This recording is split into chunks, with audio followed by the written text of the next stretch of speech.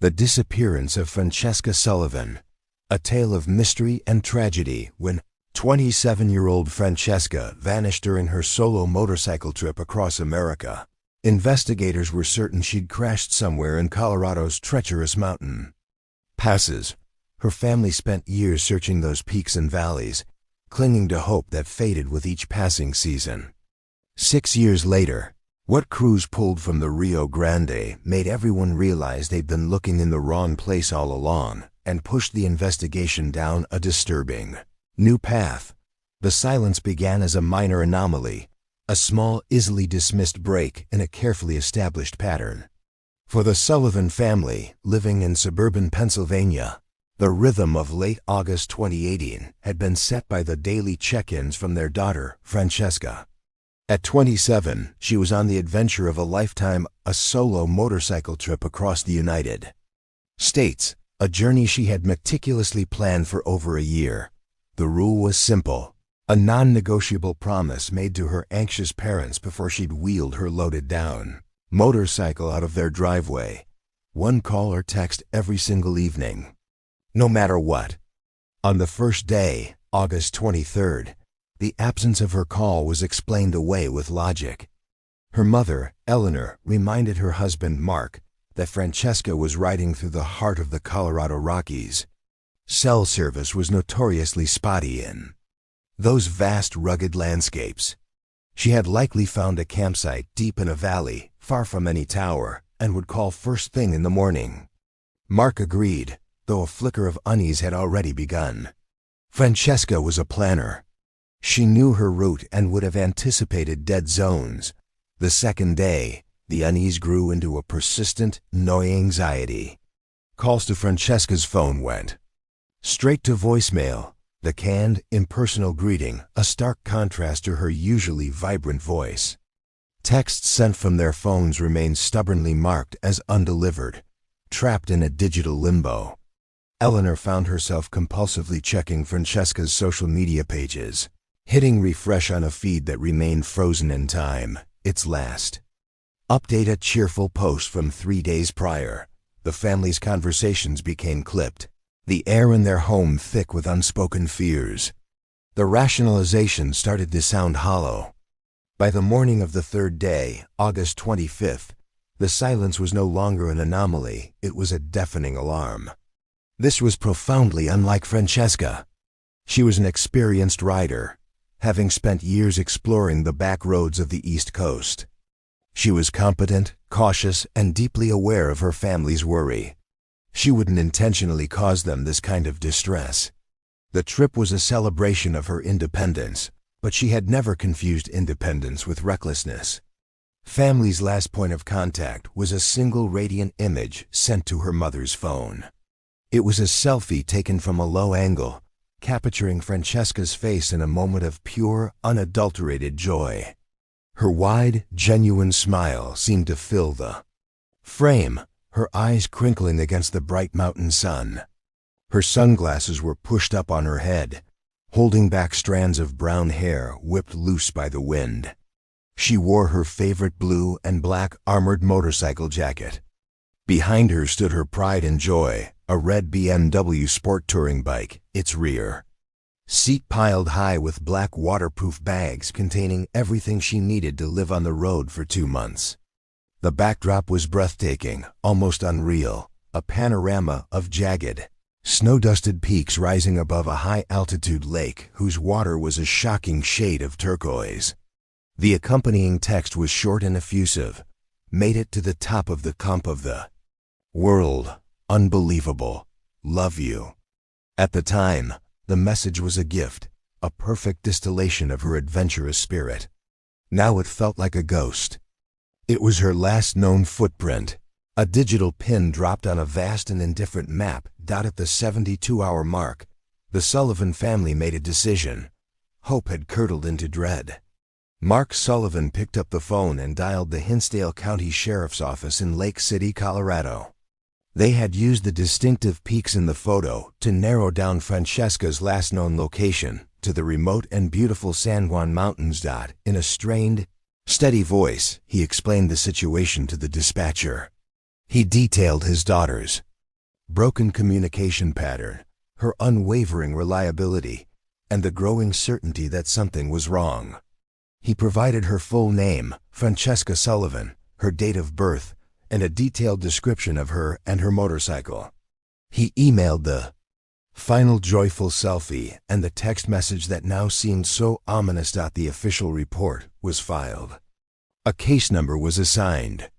Across the country, in a quiet sheriff's office surrounded by the very mountains that had so thrilled her, Francesca Sullivan was now officially a missing person.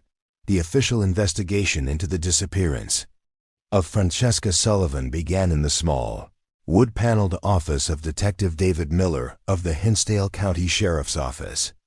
Miller was a man in his late 50s, with a face weathered by decades of high-altitude sun and a calm demeanor that belied a sharp, methodical mind. He had handled dozens of missing persons cases over his career, most of them hikers or hunters who had underestimated the raw power of the San Juan Mountains. These cases almost always ended in one of two ways: a dramatic rescue or a grim recovery. He hoped for the former, but prepared for the latter. His first step was to build a timeline, a concrete map of Francesca's last known movements. The Sullivan family had already provided the emotional anchor, the final photo, but Miller needed data. He spent the first 48 hours securing warrants and sending formal requests to Francesca's cell phone provider and bank. The digital breadcrumbs, he knew, would be impartial and precise. The bank records were the first to arrive. They showed a clear pattern of gas station stops and small grocery purchases tracing a logical path westward. The final transaction was a $15.72 purchase at a gas station on the edge of Lake City, Colorado, made at 11:42 a.m. on August 22nd. This was their starting point. The cell phone data was more complex. It confirmed the last successful communication was the photo message sent from Francesca's phone on the afternoon of the 22nd. After that, the records showed a series of failed attempts by her family to reach her. The crucial piece of information was the last passive signal, or ping, from her device. It came in the early evening of August 22nd, a brief automated connection to a cell tower located at the top of Slumgullion Pass. Miller pulled up a topographical map and drew a wide cone radiating from the tower's location. The signal's reach covered a staggering 300 square miles of some of the most rugged and inaccessible terrain in the continental United States. The ping confirmed Francesca was somewhere within that vast wedge of wilderness, but it did little to narrow the search. She could be anywhere along the Alpine Loop Scenic Byway, a network of treacherous jeep roads, or down any one of 100 unmarked Forest Service roads. She could be at the bottom of a canyon, hidden by dense pine and aspen, completely invisible from the air. The initial theory was the most probable one: a tragic accident. Francesca, an East Coast rider, might have been caught off guard by the sharp, unpaved switchbacks or a patch of loose gravel on a steep mountain pass. A single moment of misjudgment could have sent her and her motorcycle tumbling over an embankment, far from the view of passing motorists. With this scenario in mind, the official search began in earnest. The Hinsdale County Sheriff's Office coordinated with the Civil Air Patrol. For 3 consecutive days, their single-engine Cessna aircraft flew slow, deliberate grid patterns over the search area. From 1,000 feet up, pilots and spotters scanned the landscape, their eyes straining to catch a glint of chrome or a flash of red against the sprawling green and brown canvas of the mountains.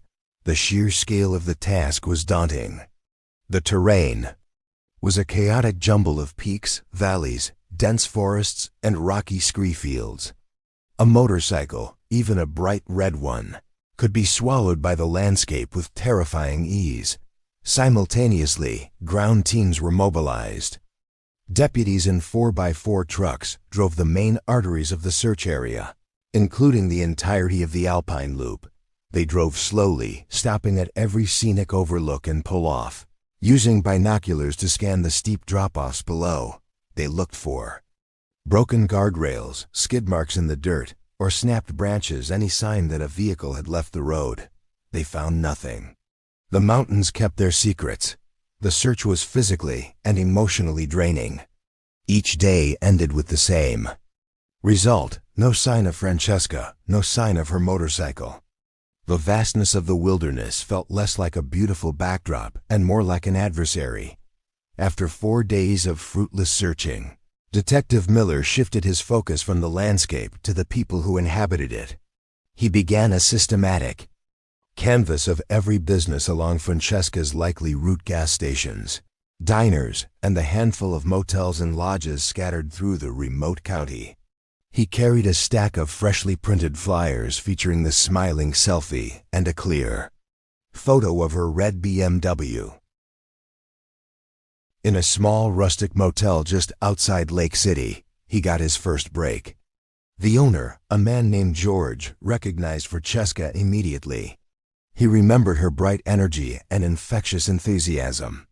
She had stayed one night, he recalled, and had spent half an hour in the lobby telling him about her journey. As Miller was about to leave, George hesitated, then added something else. He said Francesca had mentioned a strange encounter at the gas station in town earlier that day. She had recounted it with a laugh, brushing it off as more weird than threatening, but it had clearly stuck in her mind. A man had approached her while she was fueling her bike. He wasn't just casually admiring it, he was unusually persistent, asking a string of pointed questions. He wanted to know her destination, if she was traveling alone, and made several comments about how valuable a bike like hers was. George said Francesca had described him as making her feel a little prickly, a feeling she wasn't used to on her trip. This was the first tangible lead, the first thread that pointed away from a simple accident and toward a possible human element. Miller thanked George and immediately drove to the gas station. The manager on duty was cooperative, and together they reviewed the security camera footage from the afternoon of August 22nd. The camera angle was wide, the image quality grainy, but the scene was unmistakable. There was Francesca in her blue jacket, standing by her red bike. A tall, lanky man in a dirty baseball cap and work boots approached her. The video had no audio, but their body language told a story. Francesca was polite, but visibly reserved, keeping a slight distance. The man, however, was animated, gesturing toward the bike, leaning in closer than was comfortable. After a few minutes, he finally walked away, and Francesca quickly finished fueling, got on her bike, and left. Miller showed a still from the video to a local deputy, who recognized the man instantly. He was a transient worker, a man who drifted through the mountain towns, picking up odd jobs in construction or ranching during the summer months and disappearing when the cold set in. He had a name and a minor record for petty theft from years ago. Aboloa, be on the lookout. Alert was immediately issued to law enforcement agencies across Colorado and neighboring states, complete with the CCTV image and the man's description. For a week, the investigation had a new, urgent focus. The theory shifted. Perhaps the man had followed Francesca from the gas station, waiting for an opportunity. The lead that had generated so much hope dissolved just as quickly. 2 weeks later, a sheriff's deputy in rural Wyoming located the man working at a remote cattle ranch. He was brought in for questioning. He was cooperative and seemed genuinely shocked to learn that the friendly woman with the nice motorcycle was missing. He admitted to the conversation, explaining that he was a huge motorcycle fan and had never seen a BMW sport tourer like hers up close. He said he was just geeking out over the bike.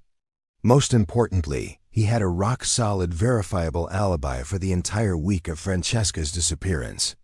His new employer confirmed he had started work the day after he was seen on the CCTV footage, and his time cards, signed by his foreman, showed he had worked 10-hour days without a single absence.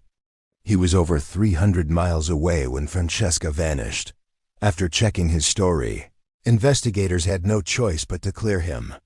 The promising lead evaporated into thin air, leaving the investigation right back where it started. As September bled into October, the character of the San Juan Mountains began to change. The vibrant gold of the aspen leaves faded and fell, carpeting the forest floor. A chill crept into the air, and the peaks that had been merely dusted with snow now wore thick white caps. The first significant snowfall of the season blanketed the high country, burying the landscape under a pristine and impenetrable layer of white. Any remaining physical evidence, skid marks, a discarded item. Even the motorcycle itself was now entombed until spring. Detective Miller convened a meeting with the county sheriff and the head of the local search and rescue team. The conclusion was unavoidable. With winter setting in, a comprehensive ground search was no longer possible. It was a pragmatic, painful decision. The active search for Francesca Sullivan was officially suspended. Miller made the difficult call to the Sullivan family. The silence on the other end of the line spoke volumes. He assured them the case would remain open, that they would resume in the spring. But everyone understood what this meant. The investigation was going cold. In his office, Miller placed Francesca's file, now thick with maps, reports, and dead-end leads, into the bottom drawer of a filing cabinet. Outside, the snow continued to fall, covering the mountains and the mystery in a deep and silent blanket of white. The spring of 2019 arrived in the San Juan Mountains with a slow, dramatic melt. Snow receded from the high passes, and the rivers swelled with frigid gray water. For the Sullivan family, the thaw brought not relief but a renewed sense of urgency and a profound frustration. The official search, they were told, would not resume with the same intensity. Resources were limited, and without new leads, there was no specific area to focus on. The vast wilderness that had swallowed their daughter remained just as vast, just as impenetrable. Unwilling to let Francesca's memory be relegated to a dusty file in a cabinet, they decided to act. In July, 1 year after Francesca's last message, Mark and Eleanor Sullivan packed their car and drove the 1,800 miles from Pennsylvania to Colorado. It was a pilgrimage born of desperation. They converted a small motel room in Lake City into a makeshift command center. The room filled with stacks of paper, the air thick with the smell of toner from the portable printer they'd brought with them. They spent their days printing thousands of flyers, each one bearing the same smiling photo of their daughter and the stark, bolded word, missing. Their search was a grueling, heart-wrenching exercise. They retraced Francesca's route, not on a motorcycle, but in their sensible sedan, a vehicle that felt alien in the rugged landscape. They drove the scenic byways, the same roads Francesca had ridden with such joy, but they saw no beauty. For them, every sharp curve was a potential accident site, every steep drop-off a possible grave. They stopped in every town, every hamlet, every isolated diner and gas station. They tacked flyers to community bulletin boards, their fresh, crisp papers standing out against faded notices for local bake sales and lost pets.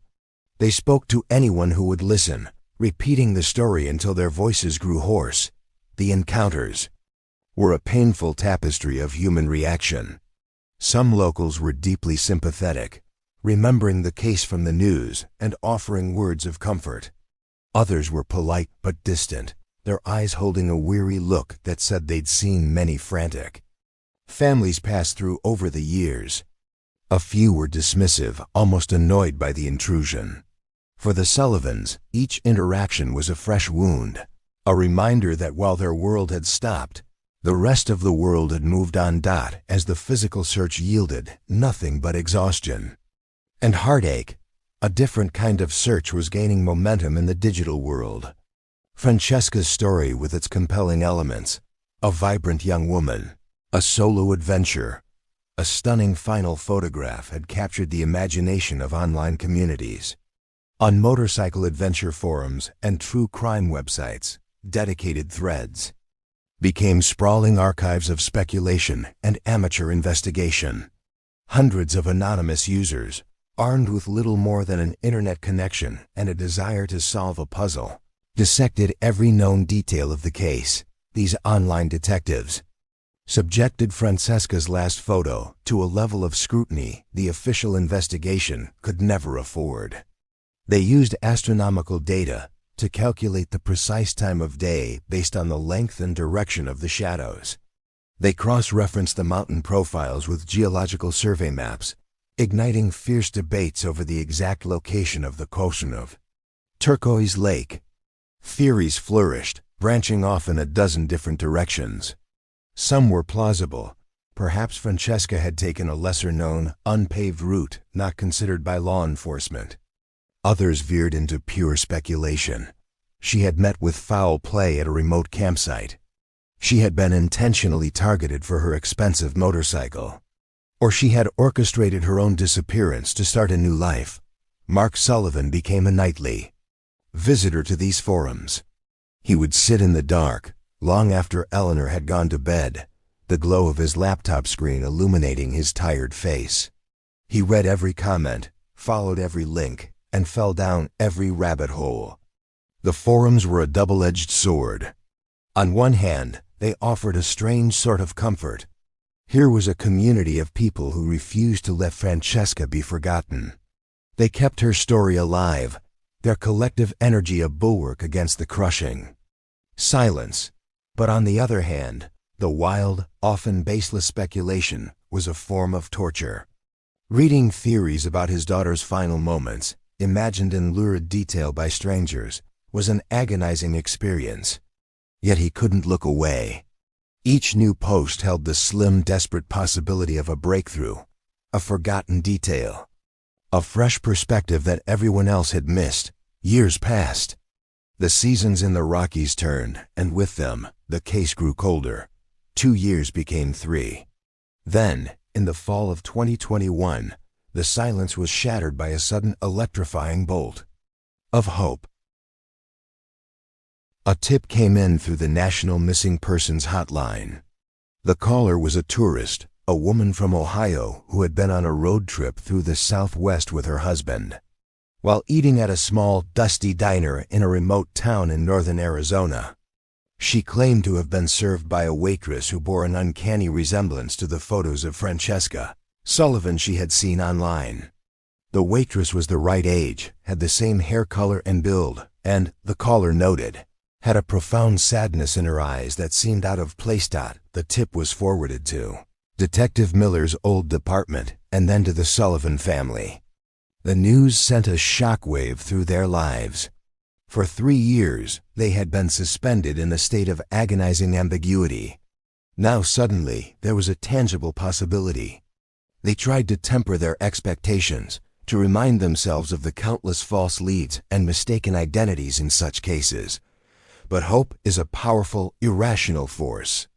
Eleanor found herself imagining the reunion, the questions she would ask, the story Francesca would tell. Mark allowed himself to believe, just for a moment, that his daughter was alive, that she had somehow survived and was waiting to be found. The information was relayed to the local sheriff's office in Arizona. A deputy was dispatched to the diner, a low-slung building on a lonely stretch of highway. He walked in, the bell above the door jingling, and scanned the room. He saw her immediately, a young woman with brown hair tied back, moving between tables with a coffee pot in her hand. He approached her table and quietly asked to speak with her. The woman was startled, then wary. She led him to a small office. In the back, the deputy explained the situation gently, showing her the flyer with Francesca's face on it. The woman stared at the photo for a long moment. She acknowledged the resemblance, but shook her head. She pulled her driver's license from her wallet and handed it to him. Her name was different. Her date of birth was different. She was a local woman who had lived in the town her whole life, a single mother working 2 jobs to make ends meet. The sadness in her eyes was her own. The phone call to the Sullivan family was brief and clinical. The lead was a dead end. The woman in the diner was not Francesca. The news was devastating. The crash back to reality was brutal and swift. The sudden surge of hope made its loss all the more painful. It was, Eleanor would later say, like losing her daughter all over again. The emotional whiplash left them drained, hollowed out. By 2023, 5 years after Francesca's disappearance, the case was no longer cold, it was cryogenic. Detective Miller had retired, handing his files, including the thick binder with Sullivan on the spine, to a younger detective juggling a heavy caseload of fresh crimes. The flyers the Sullivans had so painstakingly posted were long gone, either bleached featureless by the relentless sun or torn down and replaced by newer, more urgent notices. The online forums had mostly fallen silent. The main thread about Francesca's case now buried pages deep, only occasionally revived by a newcomer who would ask, "Any updates on this?" The answer was always the same: no. For the world, Francesca Sullivan was a ghost, a fading digital memory. But for her family, she remained a constant, painful presence. They were trapped in the amber of that last week of August 2018. Their grief had transformed from a sharp, acute pain into a chronic, incurable condition. The not knowing was a physical weight, a permanent ache in the center of their lives. The investigation was dormant, the leads exhausted, and the hope that had once sustained them had withered into a fragile, almost translucent thing. For 6 years, the mystery of Francesca Sullivan lay dormant, buried under the weight of time and the vastness of the Colorado wilderness. The answer, when it came, was not unearthed by a detective's dogged work or a long-awaited confession. It was revealed by the raw, indiscriminate power of nature, hundreds of miles south of where anyone had ever thought to look. The late summer of 2024 brought a monsoon season of historic proportions to the American Southwest. A persistent atmospheric river, thick with tropical moisture, stalled over the region, unleashing torrential downpours day after day. In the high desert of northern New Mexico, the parched earth could not absorb the deluge. Dry arroyos became raging torrents, and the Rio Grande, the great river that carves the state in two, began to swell. It transformed from its usual placid meandering state into a violent churning artery of mud-brown water. The river rose with terrifying speed, breaching its banks, tearing at the ancient volcanic rock of its gorge. The sound was a constant low roar, the grinding of boulders and the hiss of silt-laden water moving at immense speed. It was a scouring event, a once-in-a-generation flood that reshaped the riverbed, tearing loose log jams that had been in place for decades and depositing tons of new debris along its altered course. A few days after the floodwaters had crested and begun their slow retreat, a local kayaker named Ben Carter decided to survey the changed river. Carter, a river guide in his 40s, knew the Rio Grande Gorge intimately. He was drawn by a mix of professional curiosity and a desire to witness the aftermath of the historic flood. The river was still running high and fast, the water the color of coffee with cream, littered with uprooted trees and unfamiliar obstacles. He navigated the treacherous currents with practiced skill, his small craft dwarfed by the immense, sheer walls of the gorge. About an hour into his journey, in a remote section of the canyon known as the Toes Box, he spotted something that didn't belong. Against the west bank, caught in a newly formed tangle of driftwood and debris, was a flash of unnatural color, a patch of faded muddy red wedged between a large cottonwood trunk and the rocky shore. This part of the canyon was pure wilderness, completely inaccessible by any road or trail. From his vantage point in the middle of the river, it was just an odd shape, a piece of modern refuse jarringly out of place in the primeval landscape. Intrigued, Carter angled his kayak toward the bank, fighting the powerful current that tried to pull him downstream. As he got closer, the shape resolved itself.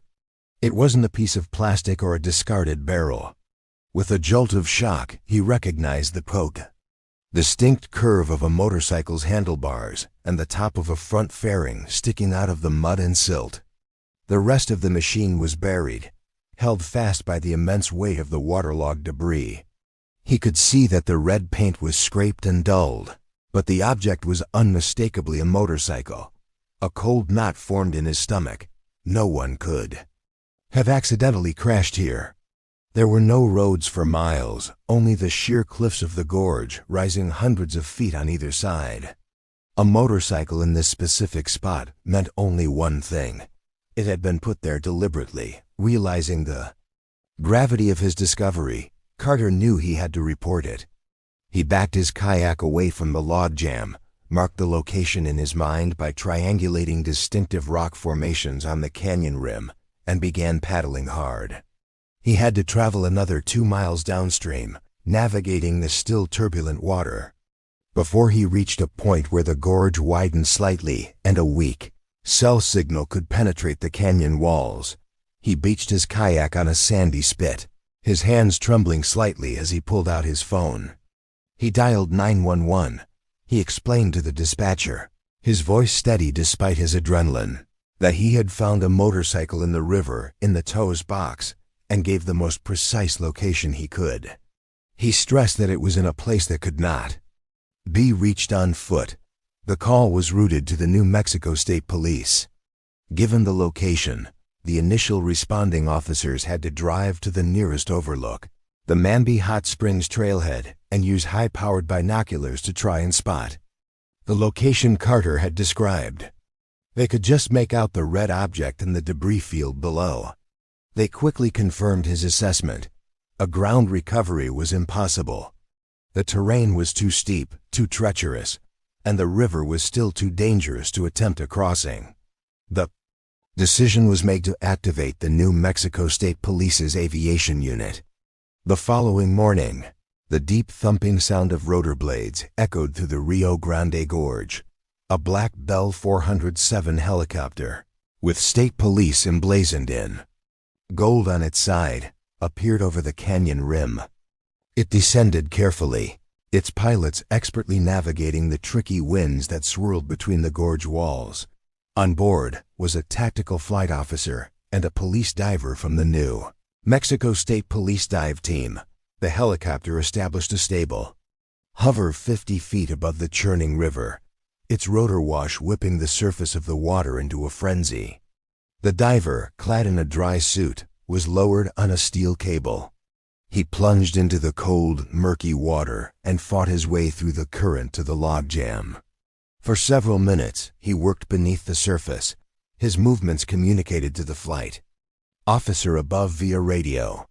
He had to dig through packed silt and maneuver heavy, waterlogged branches to free the motorcycle enough to attach the lifting straps. He secured the cables around the bike's sturdy frame, ensuring the load would be balanced. He gave the signal. Slowly, with immense power, the helicopter began to climb. The cables went taut. For a moment, the motorcycle resisted, held by the suction of the deep mud. Then, with a great sucking heave, it broke free. The machine emerged from the river, a monstrous dripping thing. Mud and brown river sludge streamed from its every crevice. It was the red motorcycle from Francesca's photo, but transformed by its time in the water. It dangled in the air, a wounded artifact suspended between the sky and the river as the helicopter carefully airlifted it away from the gorge walls. In the background, spanning the immense canyon in the distance, was the elegant, arching steel of the Rio Grande Gorge Bridge. The helicopter carried its strange cargo a mile downriver and gently deposited it on a flat, accessible sandbar where a team of officers and a crime scene unit were waiting. The moment the bike was on the ground, the officers moved in. It was caked in a thick layer of mud and algae. An officer used a bottle of water and a rag to carefully clean the steering head, searching for the one piece of information that mattered most. After a minute of wiping away the grime, he found it. A small metal plate stamped with a series of letters and numbers. He read the vehicle identification number aloud to another officer, who relayed it over the radio to the state police dispatcher. They waited, the only sounds the gurgle of the river and the crackle of the police radio. A few minutes passed. Then the dispatcher's voice came back, clear and laced with surprise. The Vang was a positive match. The 2016 BMW G310R motorcycle was registered to one Francesca Sullivan. The dispatcher continued, her tone now more urgent. The vehicle was flagged, linked to a high-profile missing person case, a case that had gone cold 6 years ago, filed by the Hinsdale County Sheriff's Office in Colorado. A wave of stunned silence passed through the officers on the riverbank. They looked from the mud-caked motorcycle back toward the distant bridge. This wasn't a local case. This wasn't a recently dumped bike. This was a ghost from 6 years ago, a mystery that had just washed up on their shore, hundreds of miles from where it began. The cold case of Francesca Sullivan had just roared back to life in the muddy waters of the Rio Grande. The discovery of the motorcycle sent a jolt through 3 separate lives, collapsing 6 years of time into a single shocking moment. In New Mexico, the case was assigned to Detective Mateo Reyes of the State Police's Criminal Investigations Bureau. Reyes was a sharp, patient investigator, a man who had built a career on solving the kinds of complex, layered cases that others found daunting. He understood that cold cases weren't just about old files. They were about dormant grief, and his first actions were guided by that understanding. His new case file began with a single photograph, the mud-caked red BMW dripping on the riverbank. His first call was a professional courtesy, a bridge across time and state lines to the man who had started it all. He tracked down David Miller's number and reached the retired detective at his home in a quiet Colorado suburb. Miller listened in stunned silence as Reyes detailed the discovery in the Rio Grande Gorge. For 6 years, Miller had been haunted by the Sullivan case, by the feeling that he had missed something, that the vastness of the mountains had beaten him. The news that the bike had been found so far away was not just a shock, it was a profound vindication of his nagging instinct that this was never a simple accident. He offered Reyes his complete cooperation, promising to overnight his original, unofficial case notes, the ones filled with his own theories and dead-end scribbles. Reyes's second call was infinitely more difficult. He dialed the number for the Sullivan family. Mark Sullivan answered on the second ring. Reyes identified himself and, as gently as he could, explained that Francesca's motorcycle had been recovered. The silence on the other end of the line was heavy, thick with the weight of 6 years of unanswered questions. Reyes heard Eleanor's voice in the background, a sharp intake of breath. He explained the circumstances, the flood, the kayaker, the location in New Mexico. The news did not bring the relief of a resolution. Instead, it was a seismic event, shattering the fragile peace the Sullivans had built over the years.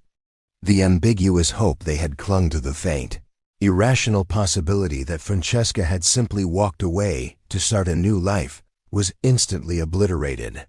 It was replaced by a terrifying new reality, a fresh wave of grief mixed with a dreadful, burgeoning fear. The discovery of the bike meant the story wasn't over, it was entering a new, darker chapter. While the emotional shockwaves radiated outward, the physical evidence began its own journey. The red BMW was carefully loaded onto a flatbed truck and transported under police escort to the New Mexico State Police Crime Laboratory in Santa Fe. Here, in a sterile, brightly lit bay, away from the wildness of the river, the motorcycle would be forced to give up its secrets. The first specialist to examine the bike was a forensic metallurgist, an expert in the language of decay. His job was to determine how long the motorcycle had been submerged. He spent hours meticulously examining the machine, using magnifying lenses and taking microscopic samples. His report, delivered to Detective Reyes 2 days later, contained the first bombshell. The motorcycle, he concluded with near certainty, had not been in the Rio Grande for 6 years. The rust patterns were too superficial. A vehicle submerged for that long in an active river would show deep, pervasive pitting and corrosion, especially on untreated steel components like the brake discs and chain.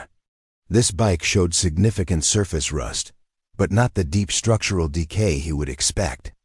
Furthermore, the aquatic life, the algae and microbial colonies found in the bike's crevices, was consistent with a single season of growth, not multiple cycles of winter freezes and summer blooms.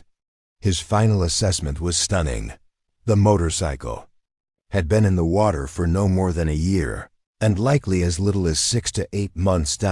This finding fundamentally altered the timeline. If the bike had only been in the river for a year at most, where had it been for the previous 5? The question hung in the air of the incident room as Reyes and his small team absorbed the information. The second bombshell followed quickly from another lab. A vehicle reconstruction expert had analyzed the motorcycle's physical damage, and his findings were just as game-changing. He reported an almost complete lack of the kind of damage associated with a typical motorcycle accident. There were no long parallel scrapes or road rash on the engine casings, fairings, or handlebars that would indicate the bike had slid on its side along asphalt or gravel. The forks were not bent from a frontal collision, nor was the swing arm twisted from a sideways impact. Instead, the damage was bizarrely symmetrical and vertical. The frame was bent downward, as if it had landed perfectly flat on its wheels from a great height. The suspension was blown out, the wheels were buckled, and the engine block had hairline fractures consistent with a single, catastrophic shockwave traveling up through the chassis. The expert concluded his report with a chilling sentence. The damage profile is inconsistent with any form of roadway accident and is highly consistent with a free-fall impact from a significant height, landing in a body of water, which cushioned the initial impact but did not prevent catastrophic structural failure. Detective Reyes didn't need the report to spell it out. He pulled up a map of the recovery location. The spot where the kayaker found the bike was less than a quarter-mile downstream from the Rio Grande Gorge Bridge. The bridge deck stood 650 feet above the river. The conclusion was inescapable. The motorcycle hadn't been ridden into the river or crashed near its banks. It had been intentionally pushed or dropped from the bridge. In the main briefing room of the New Mexico State Police headquarters, Reyes stood before a large whiteboard. With a black marker, he drew a line through the old theory. Accident, Colorado, 2018. It was a ghost story, a fiction they had all believed for 6 years. He began to construct a new timeline, one based on the irrefutable science from the lab. Francesca Sullivan had disappeared in 2018. Her motorcycle, however, had not. It had remained in the possession of an unknown person for at least 5 years. Then, sometime in late 2023 or early 2024, that person had driven it to the middle of the Rio Grande Gorge Bridge, likely in the dead of night, and sent it plummeting into the abyss below. It was a calculated act of disposal. With this new timeline, the entire nature of the investigation shifted. Reyes made a formal request to have the case status officially changed. The paperwork was filed, and the disappearance of Francesca Sullivan was reclassified from a cold missing person case to an active homicide investigation. The jurisdictional lines blurred. This was no longer just Colorado's mystery, it was New Mexico's murder. The motorcycle, now central to a homicide case, was treated with even greater reverence. It was a 6-year-old crime scene. A team of technicians began a complete, painstaking tear down, disassembling the machine piece by piece on a clean plastic sheet, examining every component for any trace of hidden evidence. They knew it was a long shot. The violent impact and the months in the river would have destroyed most forensic traces, but they had to try. Days into the teardown, a young technician was working on the intake system. He carefully removed the fuel tank to access the airbox, a plastic chamber designed to feed clean air to the engine. It was a sealed, protected environment, one of the Few places on the bike that might have remained relatively dry and shielded from the elements. As he unclipped the cover, he saw something inside, nestled next to the paper air filter. It wasn't a leaf or a piece of debris that had been sucked in. It was man-made. Using tweezers, he carefully extracted the object. It was a small, brittle piece of paper, folded into a tight square. It was faded and water-stained around the edges, but the core of it was surprisingly well preserved. He gently unfolded it. It was a fragment torn from a larger page. The paper was thin, glossy, the kind used in a road atlas. On it were the faint red and blue lines of state highways and county roads, and the unmistakable typography of a printed map. It showed a small, sparsely populated section of a rural county in northern New Mexico, not far from the Colorado border, and just a 2-hour drive from the Rio Grande Gorge. One of the small towns marked on the map fragment was circled faintly. In blue pen dot, the discovery sent a fresh charge of electricity through the investigation. This was the clue they were looking for, a tangible link between the motorcycle and a specific place. It was a message from the past, preserved by chance in the dark, dry confines of the airbox. Why would it be there? Perhaps it was Francesca's. A piece of the map she was using to navigate. Or more chillingly, perhaps it belonged to her killer. A reminder of a location tucked away and forgotten for years. The final, horrifying theory began to crystallize on Reyes's whiteboard. Francesca hadn't vanished in the high passes of the San Juans. Her joyful message from the top of the world was not her last stop. She had continued south, crossing the state line into New Mexico, following the route on her map. And somewhere in that remote, sun-beaten county, she had been intercepted. She had been murdered. Her killer, for reasons they could not yet fathom, perhaps. Keeping the bike as a trophy, or simply being unable to get rid of it, without attracting attention, had hidden the motorcycle for 5 long years. It was a constant, secret liability. Finally, deciding to sever the last link to his crime, he had dumped it from the bridge, believing it would be lost forever in the depths of the Rio Grande. The discovery of the map fragment was not a key but a compass. It pointed the entire weight of the reopened investigation toward a specific, sparsely populated county in the high desert of northern New Mexico. The circled town on the brittle piece of paper became the epicenter of a new, intensive search. Detective Reyes coordinated a multi-agency task force, bringing in sheriff's deputies and seasoned search and rescue volunteers from across the region. For weeks, they combed the unforgiving landscape. This was a world of sagebrush, pinon, and crumbling mesas, a stark contrast to the alpine forests where the search for Francesca had begun 6 years prior. Teams walked slow, deliberate grid patterns, their eyes scanning the arid ground for any sign out of place, a scrap of faded fabric, a glint of metal, or the subtle disturbance of soil that might indicate a shallow grave. They explored abandoned ranch houses, descended into dry arroyos, and peered into the shadows of box canyons. They interviewed the handful of long-term residents in the small town circled on the map, showing them Francesca's smiling photo. But the faces they met were blank. 6 years was an eternity here. A lone traveler on a motorcycle was a fleeting image, long since erased by thousands of uneventful days. The search, conducted with diligence and hope, yielded nothing. The land, vast and silent, offered no clues. The official search was eventually and reluctantly wound down, just as the case seemed destined to stall once more. The Rio Grande, the river that had already given up one secret, offered another. Weeks after the official search teams had departed, a geology professor from the University of New Mexico was conducting research along the gorge. Her work focused on the effects of the recent flood, studying the newly exposed layers of sediment along the riverbanks in an area several miles downstream from where the motorcycle was found. She noticed an object protruding from a freshly cut bank. It was too white, its shape too uniform to be a rock.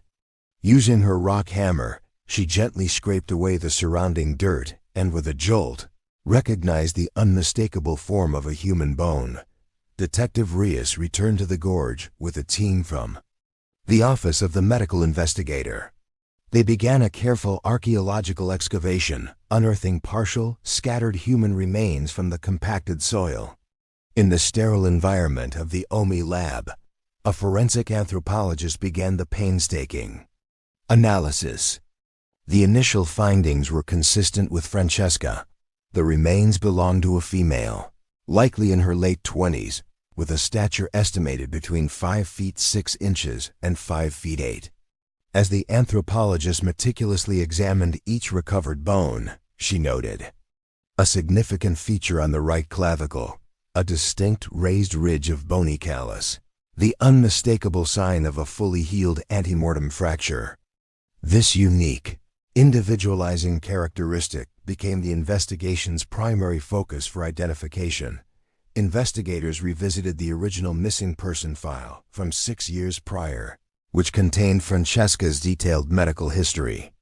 Cross-referencing the anthropologist's findings with these records, they found a perfect match, a notation of a severe right clavicle fracture from a bicycling accident when Francesca was 16. The specific location and nature of the healed break on the recovered bone corresponded exactly with her medical records. It was the final tragic piece of corroboration they needed. The official report concluded with a presumptive identification with an extremely high degree of medical certainty. While the bones told the story of who she was, they were silent on how she died.